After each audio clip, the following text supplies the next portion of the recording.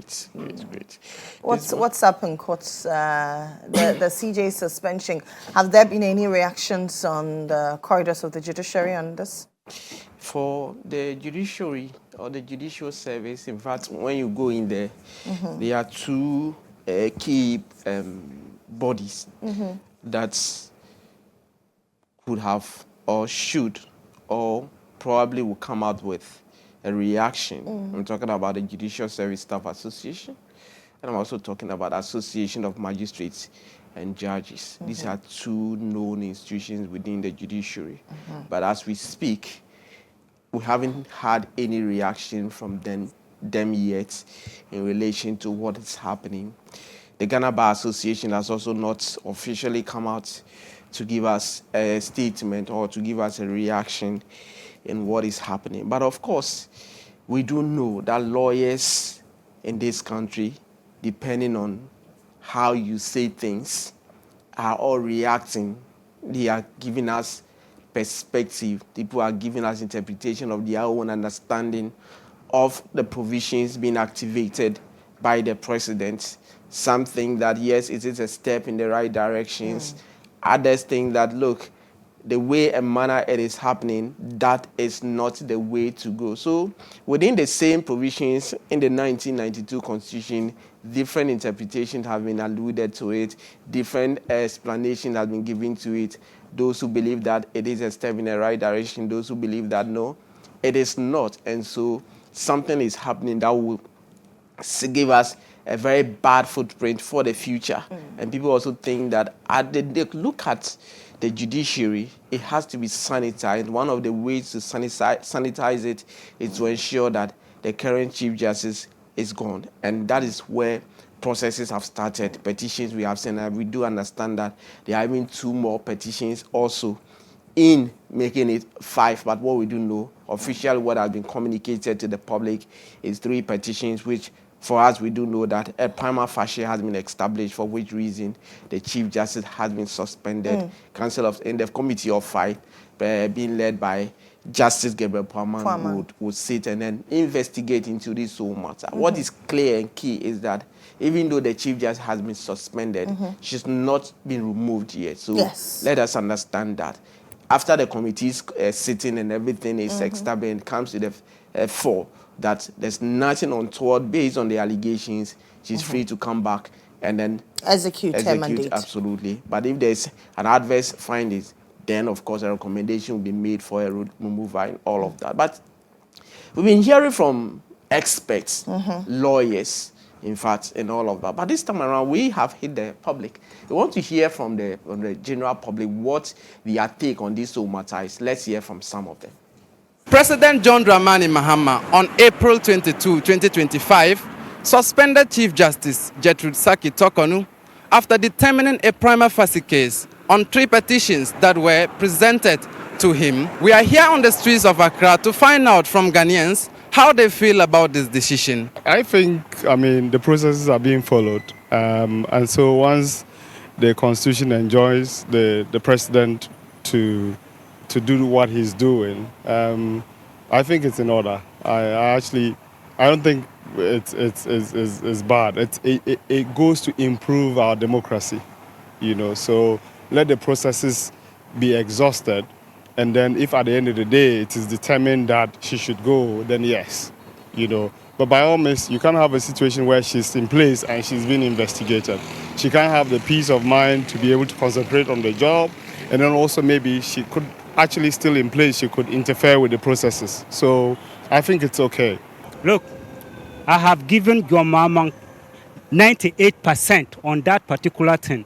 Look, this is what leadership should be. Who say we don't know no and came what can maintain you na the way no omohwe ni ya anke bia anko bi ni ye we say the oba no afa so beka say so be say in president foforo de bia ma amamu no etikwa akiri ndia ka me kwame fam dia nka on consider na je wanye ni yerumu omutunufu ho na nka ontu ana mo foforo se be ya ensa nko akiri na di wo to aso nko animu ene mo nka bo Ghana. As the president of the nation, the Council of State members are the electoral body that was supposed to advise the president. So the president, in his good nature, has taken the first step to consult them.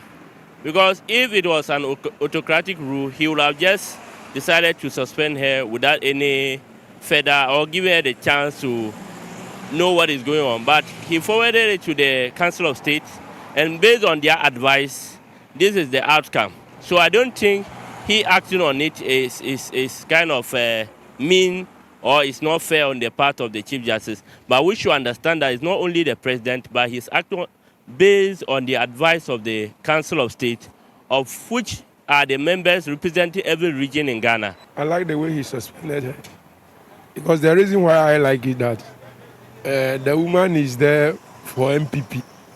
And we also need this justice woman that will be there, or justice person that will be there, that he will not play passion to one party and another party. So I like the way he suspended her. Yeah, I support the decision because you can't be there just like that and someone will come to you that you have to leave your seat. No. She did something. Yeah. As I was saying, no one is above the law. You understand me? Yeah. So I think it's a very good decision.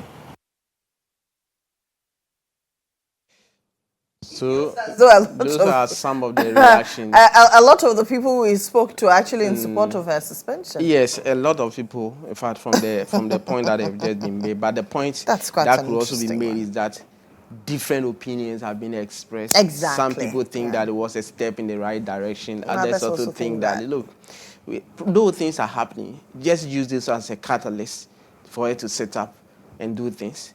But you see, she has not been found culpable of doing anything. But because adverse. because it's a constitutional provision, Absolutely. It makes it quite difficult. Maybe it's time, as we are looking at constitutional, maybe it's time to relook at that article, the clause 8 of the Article 146. Maybe, just maybe, we may have to take a critical look at that. I'm sure that the Constitutional Review Committee, once it's in motion, will also look at, especially so because it has come at a time that some of these issues are coming up. Exactly. So the spotlight will be put on such provisions, and they have to look at it critically. And one of the things that people have also mentioned is the in-camera hearing. Yes, Yeah, the in-camera hearing. yes. So, Maybe Article 146 in its entirety may have to be looked at. What about the security of it, the security nature of it? Because once you make it public, it's going to expose a lot of things that ought to be But this was somebody confidential whose vetting was made public. I agree, but I understand why people will say that. We don't know how, as a public officer, how the security of the office is. You go there are certain things that ought not to come public. Even in court, in the normal court proceedings, there are certain times that in the course of trial where it is done in open court, some of them come and then everybody is asked to leave. The court is cleared or it is held in chambers just because of how sensitive the whole matter is and all of that. But I think that it has come at a time that the Constitutional Review Committee is in motion, and some of these things will come to their attention. It will be very interesting how the whole thing pans out. But what is clear is that the Chief Justice has not been sacked. There's nothing adverse established against her. All that we have heard is allegations that have been made. Exactly. And the point is that she's supposed to come and respond to the allegations that have been Either done. by And herself or do through that, her lawyers. absolutely. Yeah. For her to do that, the framers of the Constitution or the powers that be think that stepping aside is the best way to deal with the situation, hence the suspension that has come. So let's keep that in mind. As we speak, she has been suspended, but she has not been entirely removed. Nothing has been established that she's done something wrong or not. So until such time that the committee led by Justice Gabriel Palmer, but he is the second most senior on the Supreme Court bench, is chair, and Justice Samuel Esiedu is also in there. He was one of the judges. In fact, the interlocutory injunction, you noted that the last court sitting, we did indicate that for unavoidable reasons, the case was adjourned to May 6th. The panel was 5, or is 5. He was absent that day. Oh, okay. He was absent. So I'm sure that once in the mix of all these things, we'll know on the 6th of May, we'll be in court to see what the decision. But there are many who think that what has happened has rendered the substantive matter and then the subsequent interlocutory matters moot. But of course, the laws will be there. Will be at the Supreme Court on May 6th and all of that. But One other issue that I'm talking to you about this morning is Galamsey issues. Yes. Raging. Galamsey issues. And in fact, for those who are closer to the scene, will know how impactful, how deadly, dangerous the issues of Galamsey is, especially to our river bodies, especially to farmlands. Now you go out there to buy plantain, yes, one tuber of plantain, and Lily, very expensive. Cassava, very expensive. You cannot find the natural food that we used to find on the market. Nowadays you cannot, all because our farmlands have been destroyed for Galamsey activities and all of that. So on April 17, some 29 persons were arrested at the Tano and then Subiri rivers. The day after, on the 18th of April, another 12 were arrested, all of them put together 41. They have been arraigned and charged at the High Court. And if you look at the number of 41, 29 of them, in fact, 33 of them are Ghanaians. 8 of them are Chinese. But out of the number, 4 of them are women.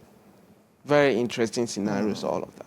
But what it is clear is that Justice Kizita Nako Akwashi has remanded all of them. In respect of the 29, what the court has said is that they are supposed to come back on the 30th of April, but their lawyers are to file bail applications for them. And then in respect of the 12, which include 2 women, then 29 has 8 Chinese. The set of 12 has 4 women. The court has remanded all of them, and they will make an appearance on the 2nd of May, after the May Day holiday. And in all of that, the court has directed their respective lawyers to file bail application if they so wish. And the prosecution is also to respond to the respective bail application if they so wish. If they think that the accused person should not be granted bail, then they have to file the affidavit in opposition. But what are the charges? One, undertaking mining operations without license, and also possession of ammunition and firearms, and pollution of water bodies. Interesting charges over there. The plea have not been taken in relation to this one, all the charges that have been preferred against them. The brief facts were read in open court, and it was to the effect that, yes, they were seen conducting or engaging in illegal activities at the Tano River and, of course, the Subiri River near Samraboy in the western region. So on the 30th and 2nd of May, the squad of 29 and 12, respectively, will make an appearance in court. So this is all we have for you by way of court today, this morning, Lily. Okay, Captain, thank you very much. Thank you, Lily.